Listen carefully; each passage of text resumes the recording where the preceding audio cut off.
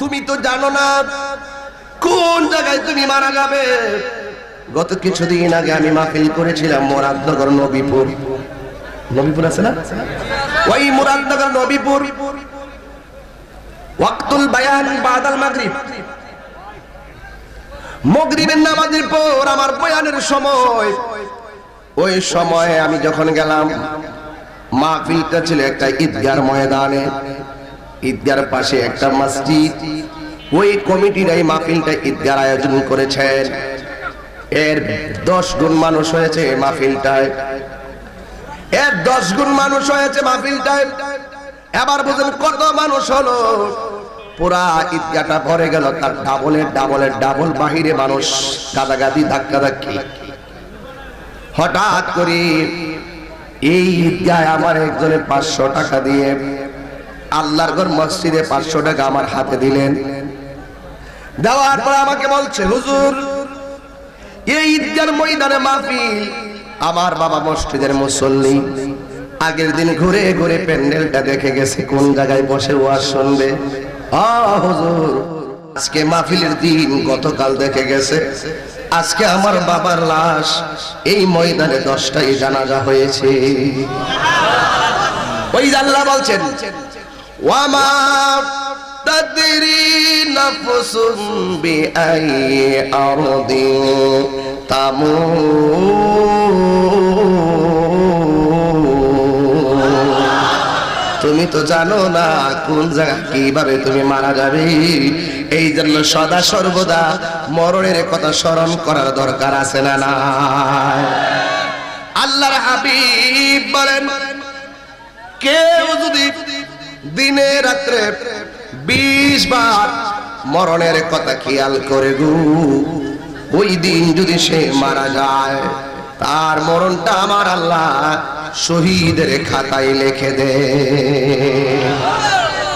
এই জন্য আল্লাহ কোরআনে বলছেন, কাইফা তাকফুরুনা বিল্লাহি ওয়া কুনতুম আমওয়াতান ফাআহইয়াকুম সুম্মা ইউমীতুকুম সুম্মা ইউহয়ীকুম সুম্মা ইলাইহি তুরজাউন।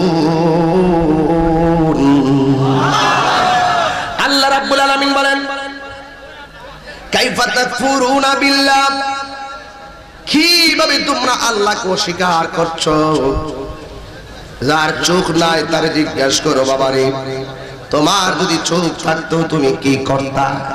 সে বলতো, হুজুর আমার যদি চোখ থাকতো, ওয়াতাফাক্কারুনা ফি খালকিস সামাওয়াতি ওয়াল আরদ, আসমান জমিনে যা আছে আল্লাহর কুদরত সব দেখে দেখে আল্লাহকে গবেষণা করতাম। আর কি করতে, হুজুর আমার যদি চোখ থাকতো, এই চোখ দিয়া আমার মায়ের চেহারা দেখে দেখে কবুল হজের সওয়াব অর্জন করতাম। এটা হলো চোখ হারা মানুষের মনের কথা। 2 নম্বর, যার জবান নাই, যে বুবা, তার জায়গায় জবান থাকলে কি করতা? আমার দেশে বুবা মানুষদেরকে অনেকে মস্কারা করে, হিজড়াদেরকে দেখলে অনেকে মস্কারা করে, অন্ধ দেখলে মানুষে মস্কারা করে। অন্ধ বলেন, বুবা বলেন, হিজড়া বলেন, সব কিছু বানিয়েছে কে? এই জন্য যুবক, যার মুখের ভাষা নাই, যে বুবা, তারা জিজ্ঞাসা করেন তোমার জবান থাকলে তুমি কি করতা? তার মনের মণিকোঠা থেকে এমন কিছু কথা আপনাকে বুঝিয়ে দিতেন, আমার যদি জবান থাকতো আমি আল্লাহর লাউহে মাহফুজের কোরআন তেলাওয়াত করতাম। চোখ হারা মানুষের মনের কথা শুনলেন, যার পা নাই, ওরা জিজ্ঞাসা করেন তোমার যদি পা থাকতো তুমি কি করতা? সে বলবে, হুজুর আমার যদি পা থাকতো, আজানটা দিতে দেরি দৌড়াইয়া দৌড়াইয়া আল্লাহর ঘর মসজিদে 5 ওয়াক্ত নামাজের হাজিরায় চলে যেতাম। এখন বিচারটা মামলা এখন কোথায় হলো? অন্ধের কথা বললাম, বুবার কথা বললাম, পাহাড়া মানুষের মনের কথা বললাম। এখন মামলা হয়ে গেছে আমার বিরুদ্ধে, মামলা হয়ে গেছে আপনার বিরুদ্ধে। ও হুজুর, এটা আবার কি মামলা? কারণ তোমার তো জবানও আছে, তোমার তো চোখও আছে, তোমার তো পাও আছে, কিন্তু তোমার চোখ থাকতে তুমি মায়ের দিকে কয়বার কি নজরে তাকাইছো? জবান থাকলে কয়দিন কোরআন তেলাওয়াত করছো? পা থাকলে কয়টা বেলা মসজিদে নামাজ পড়তে গেছো? এই জন্যই তো আমার আল্লাহ কোরআনে বলেন ফাবি আই আলা রাব্বিকুমা তুকাযযিবান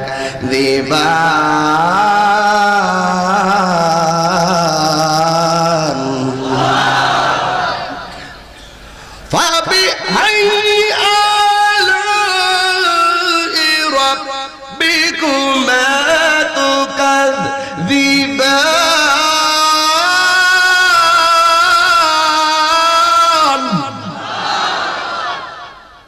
তোমার আল্লাহ এত নিয়ামত দিল, তুমি তোমার রবের কোন কোন নিয়ামতকে অস্বীকার করবা? এই চোখওয়ালা, তুমি কয়দিন মায়ের চেহারার দিকে নেক নজরে তাকাইছো? ও জবানওয়ালা, কয়দিন তুমি আল্লাহর কোরআন তেলাওয়াত করেছো? ও পাওয়ালা, তুমি কয়দিন আযানের সাথে সাথে আসসালাতু খায়রুম মিনান নাওম।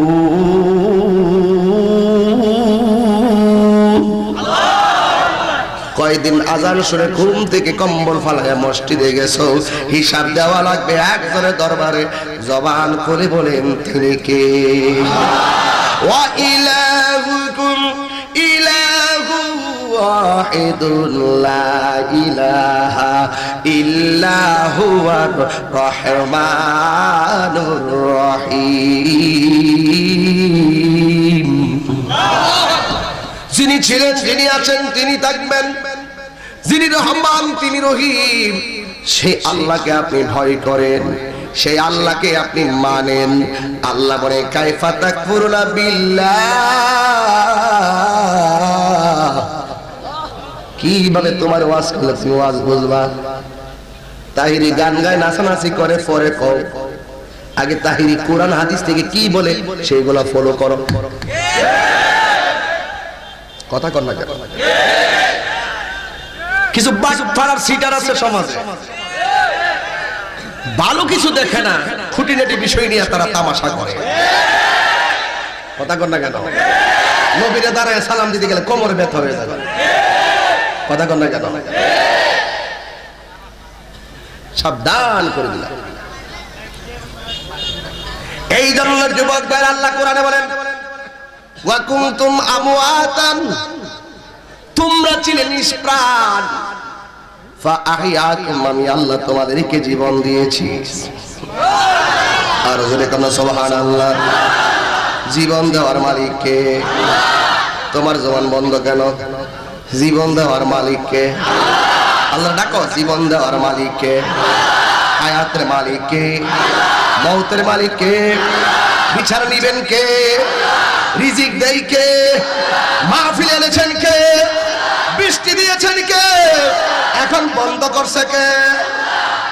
বৃষ্টি দেখা সন্ধ্যাবেলায় বহুত মুনাফিক কই ভালো হইছে। এখন মুনাফিকদের কলিজাত আগুন ধরছে। বাটপারে আজম, সিটারে বাংলা। আলহামদুলিল্লাহ আলা কুল্লি হাল, সুখে হোক কিংবা দুঃখে হোক, বৃষ্টিতে হোক কিংবা তুফানে হোক, হোক ঘূর্ণিঝড় হোক রৌদ্র, কিন্তু সবসময় প্রশংসা কর। মুসলমান, তোমাকে জাগ্রত হতে হবে, তোমাকে ধৈর্যশীল হতে হবে। যার জীবনে ধৈর্য বেশি তার জীবনে সফলতা বেশি, যার জীবনে ধৈর্য কম তার জীবনে হতাশা বেশি।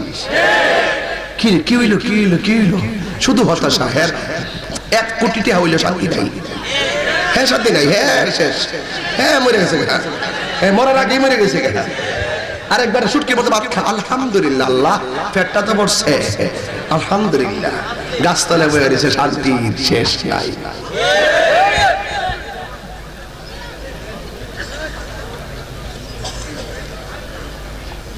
গুনগুন আওয়াজ হবে না।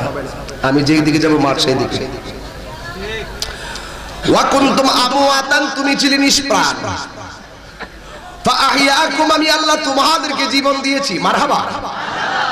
জীবন দেওয়ার পরে কেউ এমপি, জীবন পাওয়ার পরে কেউ মন্ত্রী, জীবন পাওয়ার পরে কেউ উপজেলা চেয়ারম্যান, জীবন পাওয়ার পরে কেউ ভাইস চেয়ারম্যান, জীবন পাওয়ার পরে কেউ পৌর মেয়র, জীবন পাওয়ার পরে কেউ চেয়ারম্যান, জীবন পাওয়ার পরে কেউ কাউন্সিলর, জীবন পাওয়ার পরে কেউ মেম্বার, জীবন পাওয়ার পরে কেউ বক্তা, জীবন পাওয়ার পরে কেউ বিশ্বাস, জীবন পাওয়ার পরে কেউ ব্যারিস্টার, জীবন পাওয়ার পরে কেউ ওসি, জীবন পাওয়ার পরে কেউ এসআই, জীবন পাওয়ার পরে কেউ প্রাইম মিনিস্টার, জীবন পাওয়ার পরে কেউ প্রেসিডেন্ট। সব ওকে, 10 তলা বিল্ডিং হয়ে গেছে। এখন আমার রোগ বিমার হইলে মাদ্রাজ যাবোগা, কই যাবোগা, নাইলে সিঙ্গাপুর টিয়া অবস্থা ইয়া সিঙ্গাপুর হলে কিডনি গেলে 3.5 লাখ টাকা ব্যাংকে আছে, ভাগ 100 কোটি টাকা, 3 লাখ 3 কোটি, যদি লাগে আরো 20টা কিডনি লাগলো ভালো। সব ওকে, বাড়ি গাড়ি সব ওকে। আল্লাহ সব স্বপ্ন এই আয়াতের পরে একটা শব্দ দিয়া স্বপ্ন ভেঙে চুরমার করে দিলেন। আল্লাহ কয় সুম্মা ইউমিতুকুম, অতঃপর আমি আল্লাহ তোমাদেরকে মরণ দিয়ে দিব। যেই মাত্র মরণ দিয়া দিল, বাড়ির জায়গায় বাড়ি, গাড়ির জায়গায় গাড়ি, কোথায় মা কোথায় বাবা, সব একেবারে এতিমের মতন দুনিয়ায় পড়ি, আর তুমি চলে যাবে আধার ঘরে। এখন তুমি মনে মনে ভাবছো মরণ হয়ে গেলেও আমি খাই দাই ফুর্তি করি, একদিন তো মরে যাব, যা খাওয়ার খায়া নেই, দুনিয়া থেকে আর আসবো নাকি। কিন্তু আপনার সেই ধারণাকে আল্লাহ একটা আয়াত দিয়ে পাল্টাইয়া দিলেন, কয় সুম্মা ইউহয়িকুম, প্রথম জীবন দেওয়ার পরে যা করেছো, মরণ দেওয়ার পরে আবার জিন্দা করে সব হিসাব গুনে গুনে নেওয়া হবে। কবর দিল আপনাকে, বাড়ি খোলা, এখন বলবেন হুজুর কই গেল, মরে গেছে, এখন কোথায় কবরে।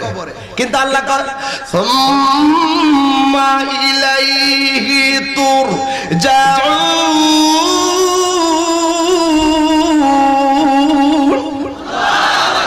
মইরা গেছো মনে কইরো না বাড়ি খোলার কবরের ভিতরে ফিরে রইছো, তোমারে যিনি বানাইছে তারই দিকে তুমি ফিরে গেছো। ইন্না লিল্লাহি ওয়া ইন্না ইলাইহি রাজিউন। যিনি তোমারে বানাইলো তারই দিকে তুমি ফিরে চলে গিয়েছো। এই দুনিয়ার মায়া মমতা সব পড়ে রয়েছে, কেউ তোমাকে দিকে ফিরে তাকাবে না। এই জন্য বন্ধু আমার, এই বাড়ি খোলায় মসজিদ আছে না নাই? মসজিদটা কোন দিকে? এটার পাশে আছে কিনা? এই মসজিদে আপনার জীবনে বহুত শুনেছেন একটি সুখ সংবাদ।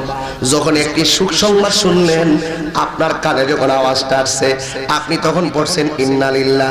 জানাজার ময়দানে চলে গেছেন, মাটি দিয়ে আবার ব্যস্ততায় ময়দানে চলে গেছেন, কিন্তু একবার তো ভাবেন নাই আমি মারা যাওয়ার পরেও তো একটি সুখ সংবাদ মানুষে বলবে, আমার মৃত্যুর সংবাদ শুনে আরেকজনে ইন্না লিল্লাহ পড়বে। একবার তো ভাবেন নাই ময়দানে জানাজার নামাজ হবে, ওই জানাজার ময়দানে গিয়ে একবার তো পাবেন নাই যে আজকে আমি মানিক মিয়ার জানাজা পড়ার জন্য এসেছি, একদিন আমার জানাজা পড়ার জন্য মানুষ এমন ভাবে ছুটে ছুটে আসবে। কিসের তাহির ওয়াজ, কিসের জনপ্রিয়তা, কিসের ভক্ত, সব চলে যাবে। আমি গুনাহগার একদিন লাশ হইয়া খাটের মধ্যে শুইয়া থাকবো, শত শত মানুষ কবরের পারে যায় লামাইয়া দিব, বাঁশের চালি দিয়া মাটি দিয়ে ব্যস্ত, সবাই চলে যাবে। 2-3 দিন ফেসবুকে লেখালেখি করবে, লেখালেখি করবে, মাগফিরাত কামনা করবে, কিন্তু আমার কবরের হিসাবের খবর কেউ পৃথিবীর জানে না।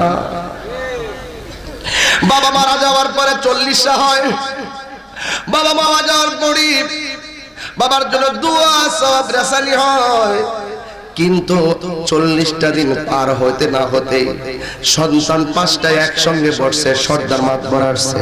কেন আসলো জিগাইলাম, কয় আব্বার রেখে যাওয়া সম্পত্তি বন্টনের জন্য সবাই বসছে, বাবার সম্পত্তির ভাগ নেওয়ার জন্য সবাই এসেছে, কিন্তু বাবার কবরের আযাবের ভাগ নেওয়ার জন্য একটা মানুষও সুযোগ পাবে না।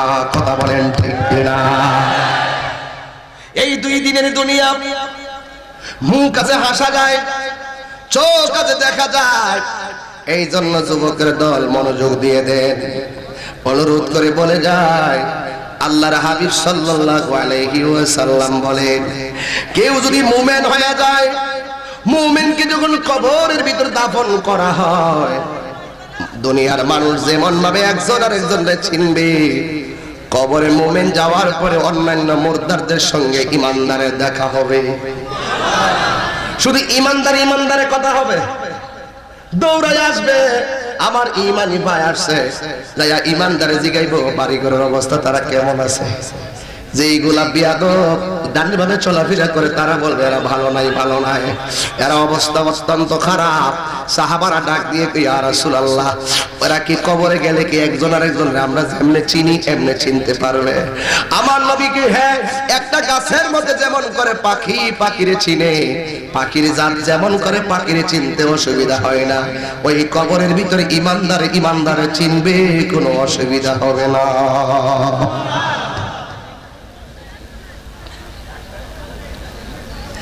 আর যদি বেঈমান হও, একটা হাদিস গত 3 দিন আগে দেখেছি, এক ব্যক্তি মারা গেল, যেখানেই তার কবর করে সেখানে কবরের নিচে সাপ দেখা যায়। সাপটা কি ভালোবাসার নাম নাকি আতঙ্কের নাম? খুব আতঙ্কের নাম। ওই দিন আরেকটা ডর পাইছিলাম, মাহফিল করতে গেছিলাম, ডাল্লা না মোল্লা না ডাল্লা ডাল্লা ডাল্লা গেছিলাম মাহফিল করতে। আসার পথে একজনকে, হুজুর এখানে সব সাপ পালে, মানুষ সাপের কামড়ে মারা গেছে। কোন জায়গায়? খাজাল্লা। কোন জায়গায় মশা মারছে? আমি খুব আল্লাহ সাপ বলে কামড় মারছে। সাপের কামড়ে যে সাপ পালে সেই মারা গেছে। দেখছেন খেলা, মালিকের খেলা কোন জায়গা। আহা, মরণের চিঠি যখন আসবে আমার, কালিমার তালকিন দিও বারে বার। মরণের চিঠি যখন আসবে আমার, কালিমার তালকিন দিও বারে বার। এ দাও দেখা দাও চেহারা তোমার, দাও দেখা দাও চেহারা তোমার, তাহিরি পাগল তোমার, এই বাড়ি খোলার মানুষ আশেক তোমার। ইয়া রাসূলুল্লাহ কি উপায় হবে আমার? সবাই বলে না ইয়া রাসূলুল্লাহ কি উপায় হবে আমার?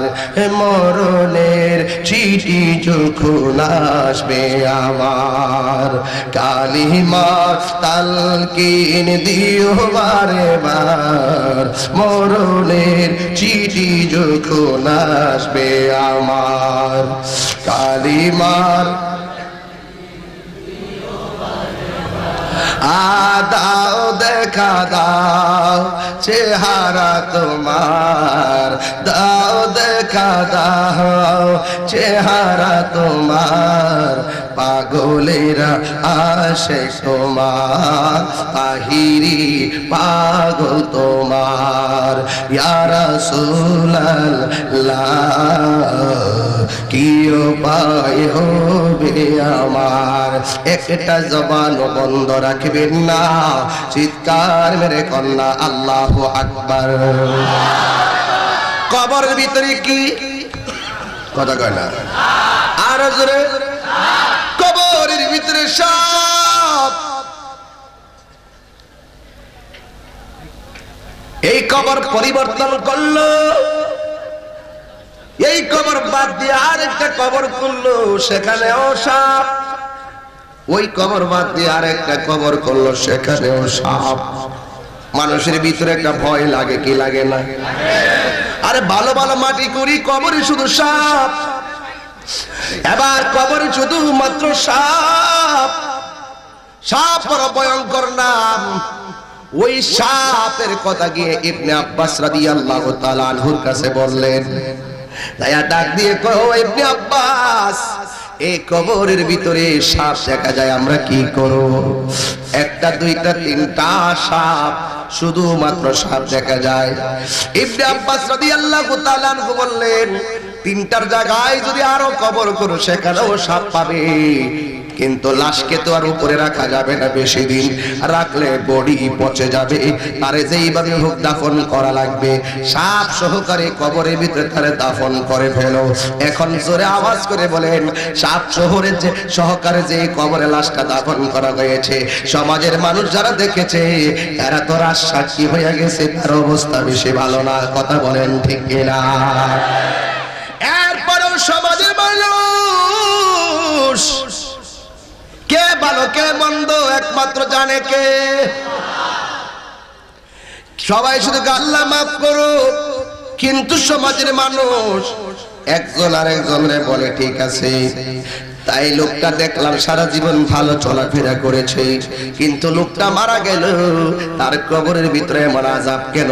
এই পৃথিবীর কেউ যদি না জানে, আল্লাহ ছাড়া আর কেউ যদি জানে, তার স্বামীর খবরটা স্ত্রী জানতে পারে তার চরিত্রটা কেমন ছিল।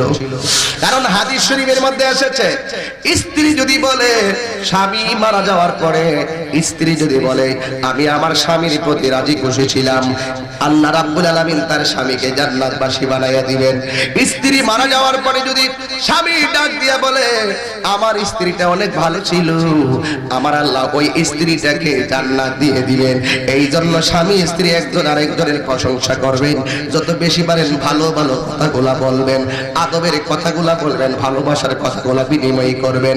একজন আরেকজনের শত্রু না, স্বামী স্ত্রী একজন আরেকজনের বন্ধু বান্ধবী। আল্লাহর কাছে সব সময় বলবেন, আল্লাহ আজকে আমরা স্বামী স্ত্রী একটা সংসারে যেমন করে বাস করতেছি, আমার সন্তান হয়েছে, ছেলে হয়েছে, মেয়ে হয়েছে, শুধু আল্লাহর কাছে একটা কথাই বলবেন, এই দুনিয়ার সংসারে আমরা ছেলে মেয়ে নিয়ে যেমন আমরা সবাই দুনিয়ার সংসারে যেমন শান্তিতে রাখতেছো, যে আগে মরি কেউ পরে মরি, আমাদের উভয়কে আমরা আল্লাহ তোমার জান্নাতে রাখিও। এই দোয়াটা সব তুমি আল্লাহর কাছে করবেন। এবার এলাকাবাসী কয় এই স্বামীটা কেমন ছিল, তার চরিত্র কেমন ছিল, স্ত্রী জানতে পারে, তারে জিজ্ঞাসা করো। এবার যাইয়া স্ত্রীর ডাক দিয়া বলেন, এ শোনো, তোমার স্বামী তো মারা গেল, আমরা সমবেদনা জ্ঞাপন করি, কিন্তু আমরা যত জায়গায় কবর করছি গো, সব জায়গায় শুধুমাত্র সাপ। আল্লাহু আকবার। কিন্তু তোমার স্বামীর তো কোনো দোষ আমরা জীবনে দেখি নাই, কিন্তু আমাদের মনের ভিতরে বড় কৌতূহল যে তোমার স্বামী কি কাজ করতে, একটু আমাদেরকে বলো, তোমার চোখে তোমার স্বামী কেমন ছিল? স্ত্রী ডাক দিয়ে কয়, আমার স্বামীর নামাজও ঠিক আছিল, আমার স্বামীর রোজাও ঠিক আছিল, আমার স্বামীর চলাফেরাও ঠিক আছিল, তবে একটা অভ্যাস খারাপ ছিল। কয় কি অভ্যাসটা খারাপ ছিল? আমার স্বামী যেই চাউল বিক্রি করত, জব বিক্রি করত, গম বিক্রি করত, ওই বিক্রিকৃত দ্রব্যের সাথে তার অভ্যাস ছিল পাথর মিশানো। শুধু পাথর মিশাইয়া মিশাইয়া ওজনের যত মাল বিক্রি করতেন, ছোট ছোট কণা দিয়া তা ওজন করে করে বেচতেন। এবার মানুষের বুঝতে বাকি নাই, আমার আল্লাহ তার হারাম পাথর গুলাকে আমার আল্লাহ সর্পে পরিণত করে দিয়েছে।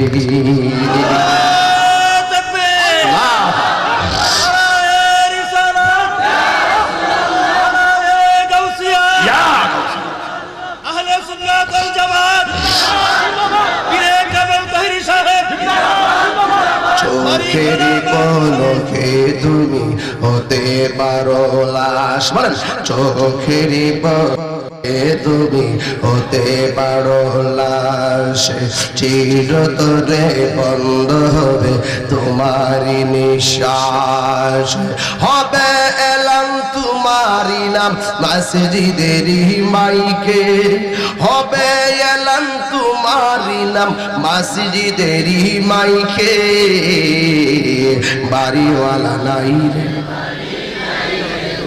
ইয়াতি বাড়িওয়ালা নাই রে বাড়ি নাই রে দুনিয়াতে যাদের সাথে চলতে তুমি থাকিতে দিবানিশি জানা যায় শরীক হবে তোমার প্রতিবেশী যাদের সাথে চলতে তুমি থাকিতে দিবানিশি জানা যায় শরীক হবে তোমার প্রতিবেশী ও ও সতই টান দিলে মালি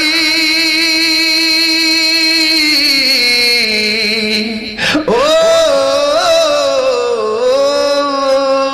স্বজনেরা নিয়ে যাবে স্বজনেরা নিয়ে যাবে তোমাকে পালকিতে বাড়িওয়ালা নাই রে বাড়ি নাই রে দুনিয়াতে বাড়িওয়ালা নাই রে বাড়ি নাই রে দুনিয়াতে এ চোখেরই পলকে তুমি হতে পারো লাশ চিরতরে বন্ধ হবে তোমারই নিঃশ্বাস হবে এলাম তোমারই নাম মসজিদেরই মাইকে হবে এলাম মুর্শিদের নাম মসজিদেরই মাইকে বাড়িওয়ালা নাই রে বাড়ি নাই রে দুনিয়া এ তোমার বয়ে থাকে তো মানুষ ছিল বাহাদুরি বাবনি হাওয়ায়ুরা তুমি যে রঙিনী ঘুরি ঠিক কিনা বলো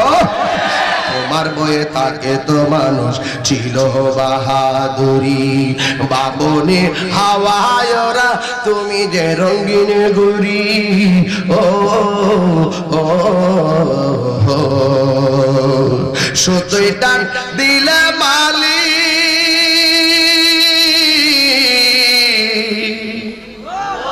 ও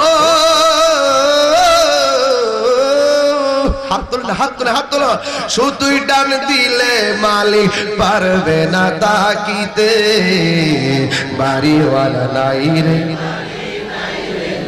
ইয়াতি বাড়িওয়ালা নাই রে বাড়ি নাই রে দুনিয়াতে আসে আসে আসে আসে বাড়িওয়ালা নাই রে বাড়ি নাই রে দুনিয়াতে বাড়িওয়ালা নাই রে বাড়ি নাই রে দুনিয়াতে বাড়িওয়ালা নাই রে বাড়ি নাই রে দুনিয়াতে বাড়িওয়ালা নাই রে বাড়ি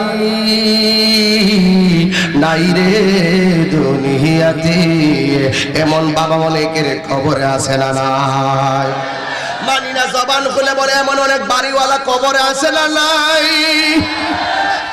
অর্থাৎ বুঝাইতে চেষ্টা করছি আল্লাহ বলেন সুম্মা ইউমিতুকুম অতঃপর তোমাদেরকে মরণ দেওয়া হবে সুম্মা ইলাইহি তুরজাউন তোমাদেরকে আল্লাহর দরবারে যেতে হবে মরণ দেওয়া হবে আল্লাহর হাবিব বলেন একটা মানুষ মৃত্যুর পরে অনেকগুলা মঞ্জিল আছে এই কবরটা হলো একটা মানুষের আখিরাতের প্রথম মঞ্জিল এই কবরটা যারা ভালো হয়ে যাবে গো হাসরের ময়দান তার জন্য মঙ্গল হয়ে যাবে এই কবরে যদি আটকায়া যাও পুলসিরাতের ঘাটে কি হবে মিজানের ঘাটে কি হবে হাসরের ময়দানে কি হবে আল্লাহর হাবিব সাল্লাল্লাহু আলাইহি ওয়াসাল্লাম বলেন এই কবর আখিরাতের প্রথম মঞ্জিল এখন এখানে একটা ঘটনা পেয়ে গেলাম কি কয় খাবারের সঙ্গে পাথর মিশাইতো এখন পাথর মিশাইয়া যতটা টাকা হারাম উপার্জন করেছে এখন প্রশ্ন হলো হুজুর আমাদের দেশে কিন্তু এরকম লোক নাই আছে আরে না দূর এইটা ওই লোক এইটা নাই এইটা না ওই আপনার মনে করেন না ওই যে ধান টান যেখানে লারে ওই লারার কারণে উড়ান থেকে কিছু পাথর পরে দূরে এমনি আলাদা রেললাইনে পাথর তোর দেয় না কিন্তু দুধের মধ্যে পানি মিশানি হিডা হইতো ইডা ইডা হইতো হিডা ওখানে ছিল পাথর এখানে এলো দুধের সঙ্গে পানি কথা কো মনে করছে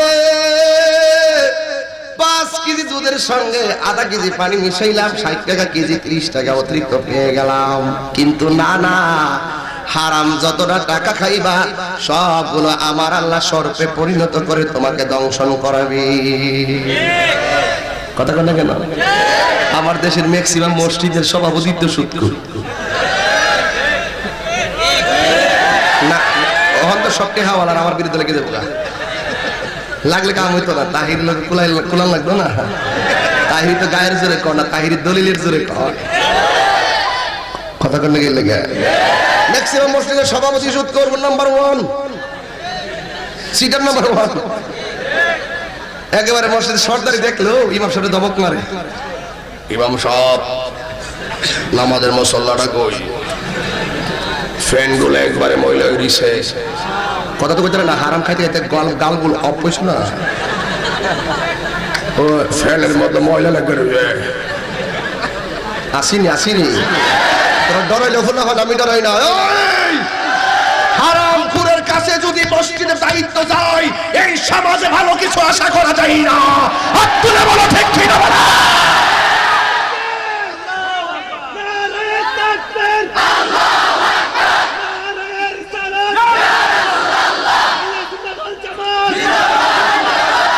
বাড়ি ঘোলা চুন্ডি মহা সম্মেলন। এটা কি সত্য বলছি না মিথ্যা বলছি? আমার নবীকে মসজিদ হইল সবচাইতে উত্তম জায়গা, বাজার হইল নিকৃষ্ট জায়গা। আর উত্তম জায়গার দায়িত্ব হারামখোরের কাছে।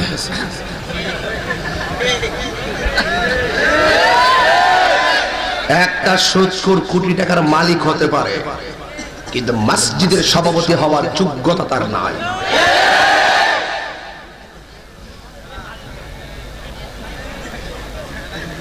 আইতাছে নাকি সুদখোররা? কে সুদ কাল হাত তোলেন? ক্যামেরা ঘুরাস না রে, দিই না তো। এই মাহফিল কমিটি তোমরা মানুষের যে কষ্ট দিচ্ছে সেটা লেগে তোমার খবর আছে। এইভাবে প্যান্ডেল করা উচিত না। ইচ্ছা মতো লাইট লাগাবেন যাতে লাইট স্টেজ আলো থাকে। আলো স্যার এই অন্ধকার মনে আমি খবর ঢুকে দিচ্ছি। এই লাইটটা ঘুরাস না, এই যে হাইটটা কাটিটা ঘুরাস না একটু। একবার আলো দিতে দিতে তো স্যার কালা করে দিচ্ছে। কথা কোন ঠিক না বেটি? মাঝে মাঝে ঘুরাইছে আমার ফুলো মাটি দেখ, কারণ না দেখলে তো আমার জোশ আসে না।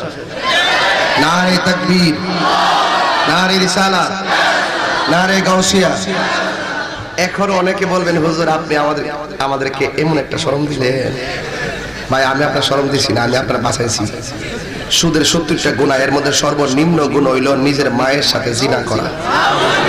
এত বড় শক্ত একটা বিষয় যদি আপনার উপরে কেউ আমার মৃত্যুর আগ পর্যন্ত পড়ে থাকে, আমার উপরে যদি এইরকম একটা শক্ত ফতুয়া পড়ে থাকে নিজের মায়ের সঙ্গে জিনা করা, আত্মর মারি সুদের টাকা প্রয়োজনে সুটকির বর্তমানে ভাত খাবো, এরপর হারাম খাইতাম না। আমি তো আপনার বাঁচাইলাম, আপনি রাগ করেন কেন? আমি তো আপনাকে সেভ করলাম। এই জন্য যা খাইছি, যা করছি, যা নিছি সব আজকে থেকে আর সুদ খাবো, ঘুষ খাবো, ঘুষ দেব, সুদ দেব। সুদ কি? একটা সামাজিক ব্যাধি। এই সুদের কারণে গরিব আরো গরিব হচ্ছে। আর তাই নিয়ে 10 তলা 20 তলা হইতেছে, আমাদের গরিব মহিলার সমান হইতেছে। এই হারাম আমরা খাবো, হারাম আমরা খাবো।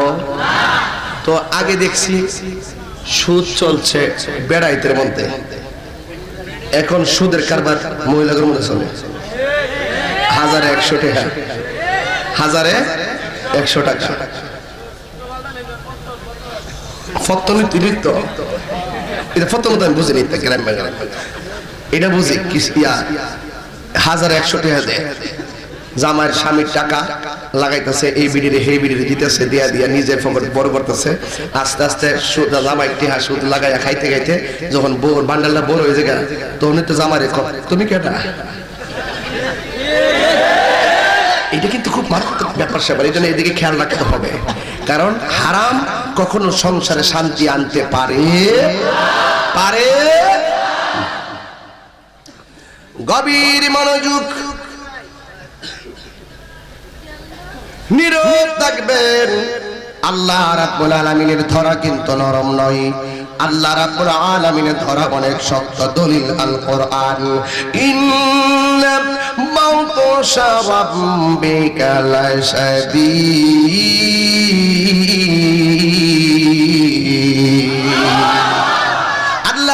আমিন বলেন। নিশ্চয়ই আমি আল্লাহর দ্বারা অনেক শক্ত। এই জন্য আমার নবী আপনার নবী বলেন, আজরাইলে থাবা খাইতে দেরি, শরীরের তাজা তাজা রক্তগুলো পানি হতে দেরি হবে না। তার শরীরের রগগুলো টাস টাস করে ছিঁড়ে যাবে, আর হাড্ডিগুলো টাস টাস করে খুলে যাবে। ঘরের পাশে মানুষ বসা থাকবে, দুনিয়ায় গাড়ির নিচে পড়ে অথবা বাড়ি গিয়ে যদি পা ভেঙে যায়, হাড্ডি খুলে যায়, অপারেশন হবে। কিন্তু আজরাইলের ভয়ঙ্কর থাবায় হাড্ডিগুলা যখন খুলে যাবে, রক্ত যখন পানি হওয়া শুরু হয়ে যাবে, এই রক্ত কেন সারা পৃথিবীর রক্ত যদি ভিতরে দেওয়া হয়, মরণ রোগে যখন ধরে ফেলবি, তোমার রক্ত দিলেও কোনো কাজ হবে না। কথা বলেন ঠিক কিনা?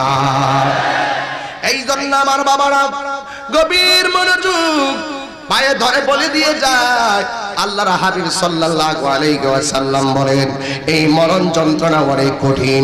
কবরে দেওয়ার পর ডান পাশের মাটি বাম পাশের মাটিগুলো দুই প্রান্ত চলে যাবে। মাটির উপরে থাইকা তুমি সুদ খাইছো, মাটি কোনো প্রতিশোধ নাই। মাটির উপরে ঘুরতে ঘুরতে তুমি ঘুষ খাইছো, মাটি কোনো প্রতিশোধ নাই।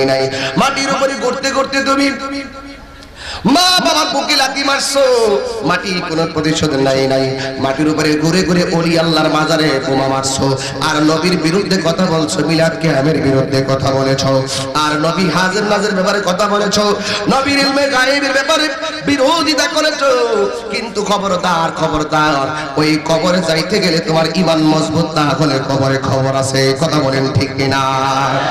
হাসরের ময়দানে প্রথম হিসাব হবে নামাজ, আর কবরের ভিতরে হিসাব কি? ওই সকল কিছু সমন্বয়ে ঈমানকে মজবুত করতে পারলে কবরে প্রথম মঞ্জিলে তুমি বাঁচতে পারবা। এই জন্য যুবক সকল আমলের হিসাব হাসরের ময়দানে আলাদা আলাদা করবেন। কিন্তু হাদিস শরীফের মধ্যে এসেছে, যার অন্তরে ঈমান থাকবে, আমলের কারণে সে দুজকি হইয়া গেল, ঈমানের বদলতে কোনো একদিন সে জান্নাতের চেহারা দেখবে। এই জন্য হলো আল আকীদাতু হিয়া যাবিহাতুল ঈমান। আকীদা হলো ঈমানের খুঁটি। যার আকীদা মজবুত নাই, তার ঈমানের দাম নাই। যার ঈমান নাই, তার আমলের কোনো দাম নাই। এটাই হলো ফাইনাল ফতোয়া। কথা বলেন ঠিক কিনা? এই জন্য আমার নবী বলেন, মাটির উপরে চলিয়া এত কিছু করেছ, মাটি কোনো প্রতিশোধ নাই। বন্ধুরে, যখন তুমি কবরে যাইবা, ডান পাশের মাটিগুলো এক প্রান্তে চলে যাবে, বাম পাশের মাটিগুলো আরেক প্রান্তে চলে যাবে। আমার নবী বলেন, দুই পাশের মাটি এমন জোরে তোমার চাপা মারবো, ডান পাশের হাড্ডিগুলো বাম পাশের হাড্ডির ভিতরে ঢুকে যাবে, আর বাম পাশের হাড্ডিগুলো ডান পাশের হাড্ডির ভিতরে ঢুকে যাবে। আমার নবী বলেন, যখন মাটি চাপা মারবো, তিনবার কও না আল্লাহ, জবানটা খুইলা বলো আল্লাহ, আরো মায়ার সুরে বলো আল্লাহ। কেমনে মাটির চাপা সহ্য করব? এমন ভাবে চাপা মারবো, তুলার মতন তোমার বডির মাটির সঙ্গে মিশাইয়া ফেলবো। আমার নবী বলেন, কবরে মাটি যখন চাপা মারবো, ওই ব্যক্তিটা এমন জোরে একটা চিৎকার মারবো, এই ব্যক্তির চিৎকার যদি দুনিয়ার কোন মানুষ যদি শুনতো, তাইলে ওই মানুষটার সাথে সাথে কানের পর্দা ফেটে রক্তক্ষরণ হয়ে সে মারা যেত। আল্লাহু আকবার। এই জন্য যুবক ভাইরা, কবরের আযাব দেখে না গো। আল্লাহর হাবিব বলেন, মাটি তোমার চাপা মারবো, এই মাটির চাপা তুমি সহ্য করতে পারবে না। দুই নম্বর শাস্তি, একটা ফেরেশতা আল্লাহ কবরে নামাইবো বেঈমানকে শায়েস্তা করার জন্য। এই ফেরেশতারা কান দিয়ে কিছু শোনে না, চোখ দিয়া কিছু দেখে না, এমন ভাবে তারা আঘাত করবে, 70 গজ মাটির নিচে নিয়ে তুলার মতন ঢুকাইয়া ফেলবে, কিন্তু তার কান্নার আওয়াজ কেউ শুনবে না। এরপরে কি, ওই কবরের ভিতরে এমন বিচ্ছু থাকবে, এই বিচ্ছুগুলো তার এমন ভাবে আঘাত করবে, অল বডিটারে পচাইয়া নাচতে নাবদ বানাইবে। বান্দা বলবে, আল্লাহ দুনিয়ায় আমার আবার পাঠাও, ওখানে যাইয়া একটা দিনও তোমার সঙ্গে নাফরমানি করতাম না। আর আসবে না গো। সময় মতো তুমি আল্লাহরে ডাকো নাই, পৃথিবী থেকে চলে গেলে ফিরে আসার আর সম্ভাবনা নাই। এই জন্য যুবকের দল আর কান্নার আওয়াজ কেউ শুনবে না। কিয়ামত পর্যন্ত এই কবরের আযাব অব্যাহত থাকবে, চলতেই থাকবে। এবার কবরে যদি তুমি সুখ পেতে চাও, আল্লাহর হাবিব কেমন কথা বলে দিয়েছেন দেখেন। কেউ যদি কোরআন তেলাওয়াত করে, তেলাওয়াতের ভিতরে যদি নিয়মিত ধারাবাহিকতা থাকে, কোরআন শরীফ পড়তো, কিন্তু হঠাৎ করে তার কোরআন বন্ধ হয়েছে অসুস্থতার কারণে, অথবা কোরআন নিয়মিত পড়েছে, এই কোরআন পড়ার ভিতরে হঠাৎ করে আজরাইল তার রূহটা বের করে নিয়ে গেছে। আল্লাহর হাবিব বলেন, যত পারা কোরআন দুনিয়ায় পড়েছে, বাকি কোরআনগুলা ফেরেশতার মাধ্যমে সে কবরের ভিতরে তেলাওয়াত করবে। কোরআন তেলাওয়াতরত অবস্থায় যদি সে মারা যায়, কোরআন তেলাওয়াতটা কবরে শেষ হবে, খতম, এবং আল্লাহর সামনে সে কোরআনে হাফেজ হয়ে দাঁড়াবে। তাহলে দেখেন ইবাদতের কত দাম। আজকে ঘরের ভিতরে কোরআন শরীফ একেবারে তক্তার উপরে পড়ে আছে, ময়লা পড়ে আছে, টেলিভিশনটা ক্লিনার দিয়ে পরিষ্কার করে, আর কোরআন শরীফটা ময়লা পড়ে আছে, মাসে ওই একবার দেখার টাইম নাই। এমন সংসার আমাদের সমাজে আছে না নাই? অনেক বিল্ডিং এর ভিতরে, বড় বড় বিল্ডিং, কোরআন শরীফটা খুঁজছি ভাবা যায়, কিন্তু টেলিভিশনে এমন জায়গায় ফিট করব, শুয়া শুয়া কেমনে আরাম লাগবো, কেমনে শুয়া দেখলে ঘাড়ে ব্যথা করতো না, এটা খুব সুন্দর সেটিং জানে। কিন্তু কোরআন শরীফ তেলাওয়াতের জন্য তার ঘরের ভিতরে কোরআন খুঁজে পাওয়া যায় না। নামাজের মুসল্লা পাওয়া যায়, কিন্তু খাটের কোনায় না, শোকেজের ভিতরে। হুজুররা যায় মাঝে মাঝে বললে একটা মুসল্লা দাও, দৌড়ায় একবার পরিষ্কার, কিন্তু নিয়মিত নামাজের মুসল্লা ঘরে নাই, খুব কম, থাকলেও নামাজ পড়ে না। এই জন্য যুবক ভাইরা আমার, ওই কবরের ভিতরে আল্লাহর হাবিব বলেন, আমি একদিন কবরের উপর দিয়ে যাচ্ছি, দুইটা কবরের ভিতরে দেখলাম আযাব হচ্ছে। এর মধ্যে একটা কবর প্রস্রাব করে পানি নিত না, আরেকটা কবর লোকটা চুগলখড়ি করত। আপনারা জবান খুলে বলতে হবে, কবরের আযাব কি সত্য না মিথ্যা? আস্তানজিওয়ানিল বাউলে ফাইন্নাহু আম্মাতু আযাবিল কবর, কবরের ভিতরে ম্যাক্সিমাম সময় আযাব হবে প্রস্রাব করে পবিত্রতা অর্জন না করার কারণে। এখন যদি বলি বাড়ি খোলার মানুষ কে কে প্রস্রাব করে পানি নিছো, শতকরা 70% হেরে যাবে। আবার যদি বলি কে কে প্রস্রাব করে ঢিলাগুলো ব্যবহার করেছো, শতকরা 88% যুবক আমার কাছে ফেল করবে। না যুবক না, তোমার ব্রেনের মধ্যে ভূতে কিলাইছে। তুমি মনে করতেছো নামাজ যখন পড়ি না, প্রস্রাব করে পানি নেওয়ার কি দরকার, কোরআন শরীফ যেহেতু ধরি না, ঢিলাগুলো ফেরি কি দরকার? না না, যেই আমলটা অবহেলা করে ছেড়ে দাও, এটার জন্যই তোমাকে জবাব বেশি দিতে হবে। কথা বলেন ঠিক না? এই জন্য আমার বাবারা, 2 নম্বর কবর, ওই কবরের মানুষটা চুগলখড়ি করত। চুগলখড়ের আরেক নাম হলো মুনাফিক। এই চুগলখড় আপনারা বাড়ি খোলা নাই? আসেনি? আমি আসবার আগে বহুত দোকানের মোড়ে মোড়ে কইরি আইতাছে রে, ওই যে নাসিন না আইতাছে। আবার দেখবেন হ্যাঁ ওই হমতের আগে মোবাইল নিয়ে বইলিস, সেলফি তুলবা লেগে ভালো, মোবাইল রেকর্ডিং করছে, কোনো কিছু ডাইরে আমি কইলি এটা রেকর্ডিং করে কাইটটা নিয়ে আসার ভালো লাগে। এটা চুগলখোর, এগুলো চুগলখোর সবচেয়ে ভয়ঙ্কর। আপনার গ্রামের পাশের গ্রামের নাম কোন? ফতেপুর। ফতেপুর সব ফতেপুর আমি এসে গেছি। ফতেপুর, এই ফতেপুরের একটা ছেলে যদি বিয়ে করতে চায়, বাড়ি খোলাতে মেয়ে দেখে, ছেলের গার্জিয়ানরা স্বাভাবিক পাঠাইবো মেয়েটা দেখার জন্য। আর মেয়েটা দেখতে আইলে ব্রাহ্মণ বেড়ে জিগাইব মেয়েটা কেমন, বাড়ি খোলো মেয়েটা নাকি খুঁজে গেব, বাড়ি খোলে তো জিগাইব। আচ্ছা আচ্ছা, বাড়ি খোলে আবার 10 টাকা জোরে না, কিন্তু ঘরের লোকের ঘরটা জিগাইব, কি গো এই মেয়েটার আমার সোনারে দিয়ে নিতাম চাই, মেয়েটা কেমন। ওই ঘরের লোকের ঘরটা কইব মেয়েটা 5 ওয়াক্ত নামাজ পড়ে, পর্দা ফুসিদের মতো চলে, মেয়েটা রোজাও থাকে, মাশাআল্লাহ। আমরা কোনোদিন দেখছি না মেয়েটা উচ্চ বাক্যে কথা বলতে। মেয়েটা ক্লাসে রোল নম্বর 1 এবং এসএসসিতে গোল্ডেন এ প্লাস পাইছে, খুব ভালো মেয়েটা। কিন্তু সারা রাত দেখছি ফোনে জানে কার সাথে কথা কয়। বিয়া তো সাথে সাথে হয়ে যাবো, ঠিক না? কথা কথা সব তো ভালোই কইছে, একটা না খারাপ কইছে এই চুগলখোর এত ভয়ঙ্কর, মুনাফিক এত ভয়ঙ্কর, আপনার সাথে পুরা 98% মিল্লা চলবো। সুযোগ পাইলে আল্লামা শহীদ নুরুল ইসলাম ফারুকীর মতন গলা কেটে আলাদা করে হাজার হাজারে সুন্নি জনতাকে এতিম বানিয়ে দিবে। কথা বলেন ঠিক কিনা বলেন?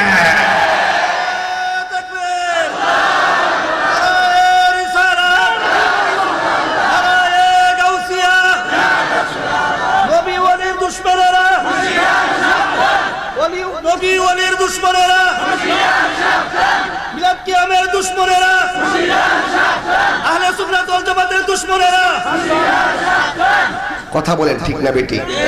এই মুনাফিকরা এত ভয়ঙ্কর, আল্লাহর হাবিব বলেন যে আমাকে কাফেরের চাইতে মুনাফিকরা বেশি কষ্ট দিচ্ছে। এই মুনাফিকদের বলে ঘরে ঘরে দ্বন্দ্ব, মুনাফিক বলে সমাজে সমাজে দ্বন্দ্ব, মুনাফিকদের কারণে পাড়ায় পাড়ায় দ্বন্দ্ব, এই মুনাফিকদের কারণে ব্যবসায়ী ব্যবসায়ী দ্বন্দ্ব। ইন্নাল মুনাফিকিনা ফি দারকিল আসফালি মিনান নার, নিশ্চয়ই মুনাফিকরা থাকবে জাহান্নামের সর্বনিম্ন স্তরে। মুনাফিকের আলামত তিনটি। এক, কথা বললে মিথ্যা বলবে, এটা তো মিথ্যার হাতিয়ার। আসসালামু আলাইকুম, কে রে মানিক মিয়া কই আছো? আমি নবীনগর, এগুলো কোম্পানি করছে, মানে কথা কইলে হ্যাঁ মিথ্যা কথা কইব। এইরকম মিথ্যা হাসতে হাসতে বলবে। এই যদি আপনার বন্ধুদের মধ্যে শুধু মিথ্যা পাওয়া যায়, গড় হইতে থেকে বাজারও, তাহলে মনে হয় হে মুনাফিক, এর থেকে খুব সাবধানে থাকবেন। আর যে বন্ধুরা নিয়মিত আপনার সাথে সত্য কথা ডেলিভারি দেয়, এই বন্ধুটা আপনার আসল বন্ধু। তো যেই বন্ধুরা হাসতে হাসতে মিথ্যা কথা বলে পোল্ট্রিবাজি করে, এটা বিশ্বাস করেন না। চলাফেরা করবেন সামাজিক ভাবে আর কি, কিন্তু মন থেকে ডিলিট করে রাখবেন তুই রোহিঙ্গা। কথা কন ঠিক না বেটি? এখন অনেকে মনে করবেন যে আমি আবার রোহিঙ্গার বিরুদ্ধে বেশি না। রোহিঙ্গার বাইরে আমরা মুসলমান, আমরা বায়ু এরা যেমন বিচ্ছিন্ন করে রাখছে মায়ানমার থেকে, আবার আমরা থেকে হেরারে বিচ্ছিন্ন করে রাখছি, মুসলমান হিসেবে জায়গা দিয়ে রাখছি। তো ঠিক এইভাবে আপনারাও তাদেরকে আলাদা করে রাখবেন, হ্যাঁ ভাই হিসাবে জায়গা দিয়ে রাখবেন। এর লাগে হেরার লগে আমি তুলনা দিচ্ছি আর কি। আবার রোহিঙ্গা যে মুসলমানরা আমি রোহিঙ্গা। দুই, ইজা ওয়াদা আখলাফা, ঠিক আছে করার সময় দোস্ত 10টা তোর ভাই হাজির, 12টা গেছে হে ঘুমতে উঠছে না। একদিন না দুই দিন না, এরকম 100 দিন চলছে। এই ওয়াদা যে খেলাপ করে তার থেকে সাবধানে থাকবেন। চলবেন গ্রামের ভাই সমাজের ভাই, না চললে তো সমস্যা। চলাফেরা করবেন এমনি আর কি, মন থেকে ডিলিট করে রাখবেন এই ফাটফাটিরে যে ওয়াদা খেলাপ করে। কথা কোন ঠিক না ঠিক? আজকে আবার কইছে বৃষ্টিতে মাঠ একবার বেলা আড়ু পানি, মাঠকে আড়ু পানি বৃষ্টি ওইসিন বুঝি আড়ু পানি হয়েছিল। তো কিছু লোক এরকম মাহফিল থেকে দূরে সরানোর জন্য এরকম কথা বলে। তা আমি যদি এর কথা বিশ্বাস করে বাড়ি ঘুমাই থাকতাম তাহলে চলতো। ওয়াদা করছি তুফান হইলে আমার চেহারাটা দেখাই দিব, এই কথা বাড়ি খোলা বুঝাই দিব যে আমি দাওয়াত রাখছি সত্য, আসছি সত্য, বৃষ্টি সমস্যা। কয়টা গেল? আমি হাসতে হাসতে বলতেছি কথাগুলো দামি, কথাগুলো খুবই জরুরি। তিন, যখন তার কাছে কোনো আমানত রাখা হবে, আমানতের খেয়ানত করবো। যেমন দিচ্ছেন 50,000 টাকা, দোস্ত রাখ, কয়েকদিন পরে নিমু, আমরা বড় তোর ডাহাইতের বই আছে তোর কাছে রাখছেন, বিল্ডিং তালা ভাড়া রাখবো, সারা ঠিক আছে 1 মাস পরে যাবো, যাই লইয়ামু, গেছেন টিয়া আনবার লাগে, দোস্ত কুরবানি ঈদ গেছে না, ফ্রিজ কিনে নিয়েছিলাম।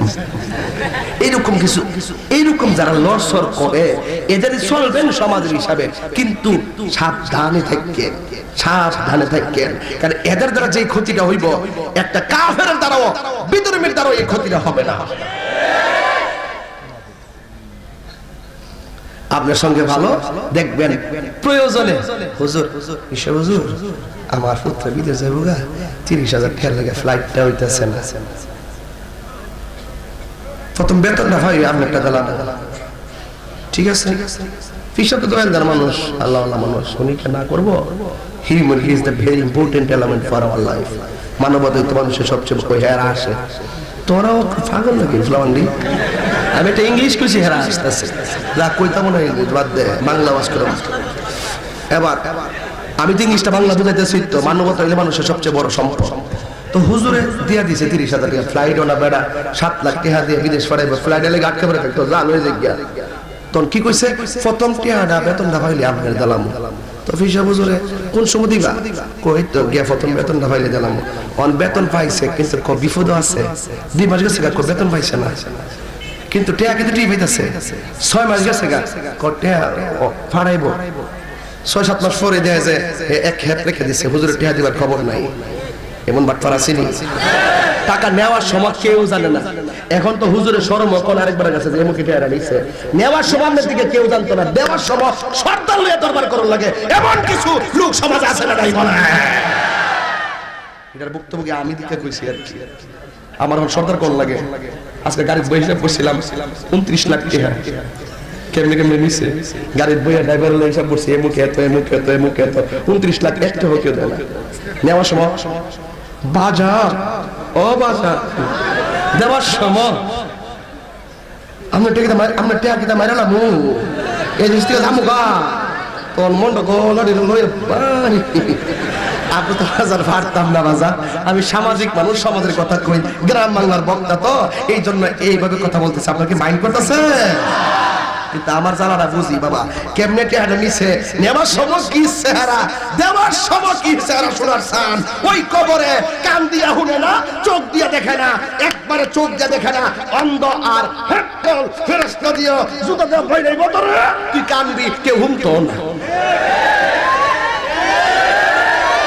কথা বলেন ঠিক যাবে ঠিক এই সমস্ত মুনাফিক আছে না নাই হাত তুলে করে আছে না নাই এই বাবা পাউডার দইরা কই এদের থেকে সাবধান থাকেন খুব সাবধান থাকেন আল্লাহ আমাদের সকলকে বোঝার তৌফিক দান করে বলেন আমিন আর জোরে কোন আমিন অনেক কষ্ট দিয়ে ফেলছি প্রয়োজন অনেক কথা বলে ফেলছি তবে কথা একটাই মরতে হবে কবরে যেতে হবে যাওয়ার আগে যা করার করতে হবে যেমন 5 ওয়াক্ত নামাজ আমরা চাই কি চাই না দুইটা কথা কইয়া দিয়া যাবো যদি মনে চায় মানবেন মা বাবার খেদমত আমরা চাই কি চাই না জোরে বলুন মা বাবার খেদমত চাই কি চাই না এবং নেশাখোর আছে না নাই সমাজে এই নেশার থেকে বাচ্চা থাকবেন ইয়াবা বাবা ইত্যাদি থেকে বাচ্চা থাকবেন আব্বা সিরাজ ভাই কি গান গায় শান বলে গাইতাম তা আগে কইলে তো একটা গান গাই দিতাম আমি তো বলতেছিলাম না না আমার গারে বেতা আমার দেখলাম গারে বেতা উঠায়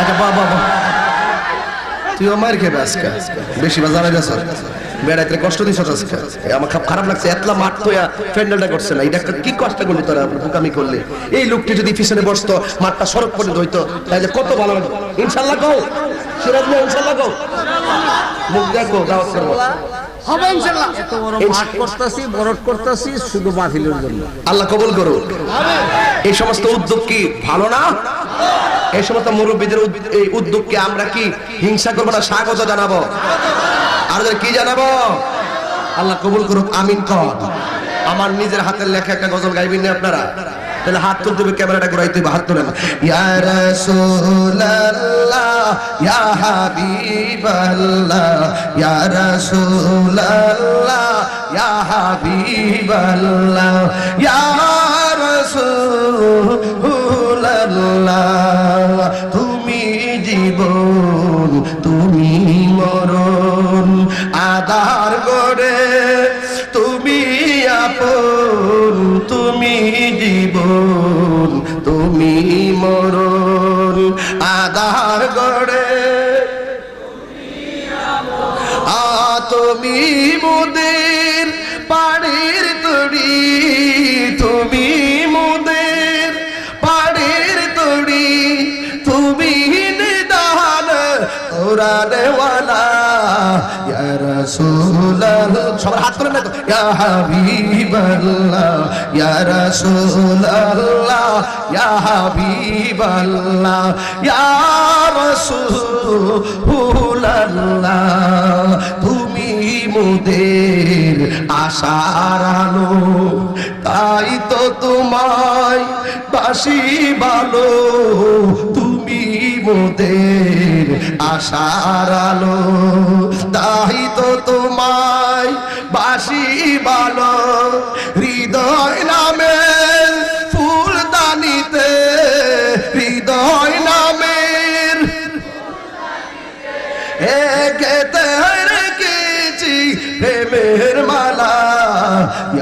রাসূলুল্লাহ ইয়া হাবিবাল্লাহ ইয়া রাসূলুল্লাহ ইয়া হাবিবাল্লাহ ইয়া রাসূলুল্লাহ বলো ইয়া রাসূলুল্লাহ ইয়া রাসূলুল্লাহ তুমি জীবন আদার গড়ে তুমি জীবন তুমি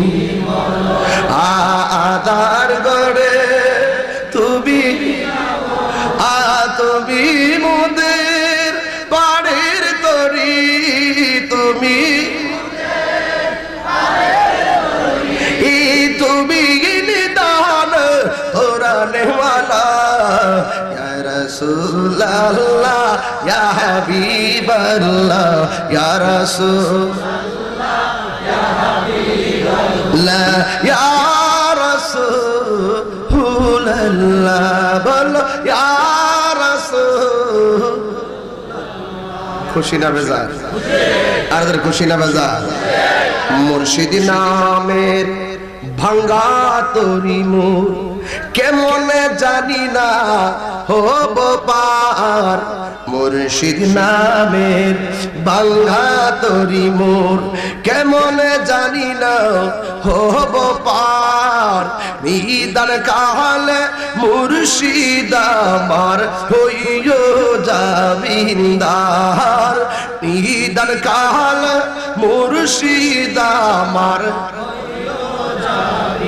কথা কোন ঠিক কিনা আর জোরে বলে ঠিক কিনা ওরে মন দিলাম প্রাণ দিলাম আর কি আছে বাকি এত ভালো বাসার তোর দিলাই আমায় ফাঁকি ওরে সাই মুর্শিদার চলে গেছে হেরা সারা এটা বুঝতো না কেউ ওরে মন দিলাম প্রাণ দিলাম আর কি আছে বাকি এত ভালো বাসার তোর দিলাই আমায় ফাঁকি ওরে সাইরা যদি যাইবার মুর্শিদ কেন প্রেম শিখাইলে আমার বুলিবা গো মুর্শিদকে বলে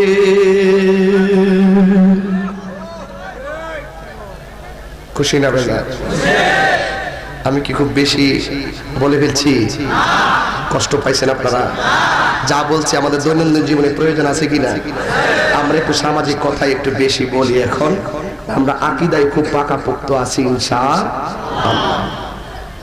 আমার ভাগ লাগছে একটু আজান দিবার লাগে নাইলে কষ্ট হইব প্রশিক্ষণ দিতেছি আর কি আজান কিভাবে দিতে হয় শিখাইতেছি তবে নামাজের দরকার আছে না নাই তুই যেভাবে সামনে কইছ যে আজান আজান তুই যদি এমনি কইতেন যে হুজুর আমি নামাজ পড়ুম তাহলে আমি খুব খুশি হইলাম ঠিক কথা ঠিক না ঠিক সামনে আয়া ক নামাজ পড়ছ নি পড়বি নি হাত তুল যা মারহাবা কর নাম কি তোমার রুহুল আমিন আজকে হাজার মানুষের সামনে কথা ওয়াদা করছে 5 ওয়াক্ত নামাজ পড়বে আল্লাহ তার মৃত্যুর আগ পর্যন্ত নামাজে তুমি কায়েম রেখে আমিন কর আমিন যাক কাইলে আমার আযান আজকে সার্থক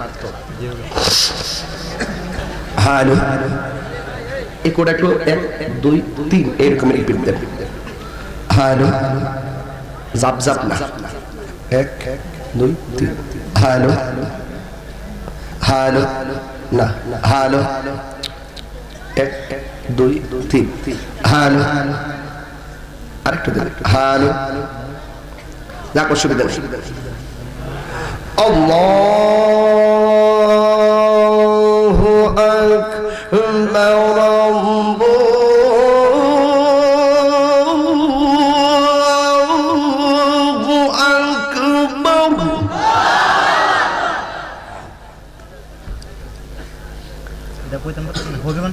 Allahu Akbar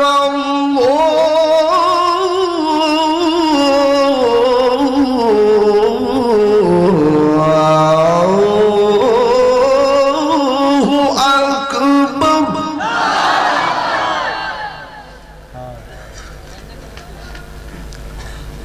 Ashhadu an la ilaha illallah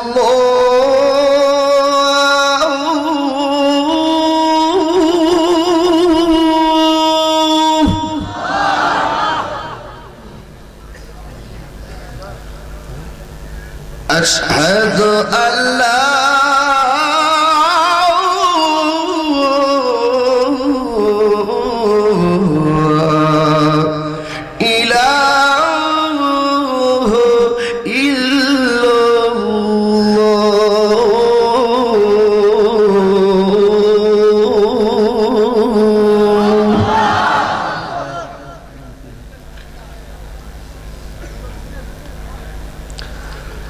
أشهد أن محمدا رسول الله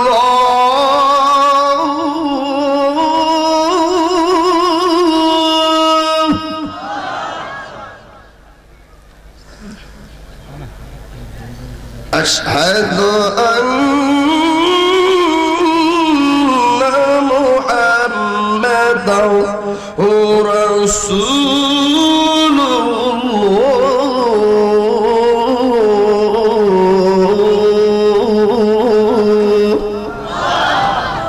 আল্লাহ আমাদের সকলকে বোঝার তৌফিক দান করুক, আমিন করুন। পাঁচ ওয়াক্ত নামাজ, মা বাবার খেদমত, নেশা থেকে মুক্ত, সুদ ঘুষ এবং কবর আযাব থেকে বাঁচা ইত্যাদি ইত্যাদি আমাদের যেগুলো হারাম এগুলোকে পরিত্যাগ করব, যেগুলো হালাল এগুলোকে আঁকড়ে ধরে রাখবো। আবারও আসিব ফিরে হায়াতে বাঁচিয়া থাকিলে, এই আগামী বছর নয় হয়তো কয়েক বছর পরে। আজকে আমি চলে যাচ্ছি আপনাদের কাছ থেকে বিদায় নিয়ে।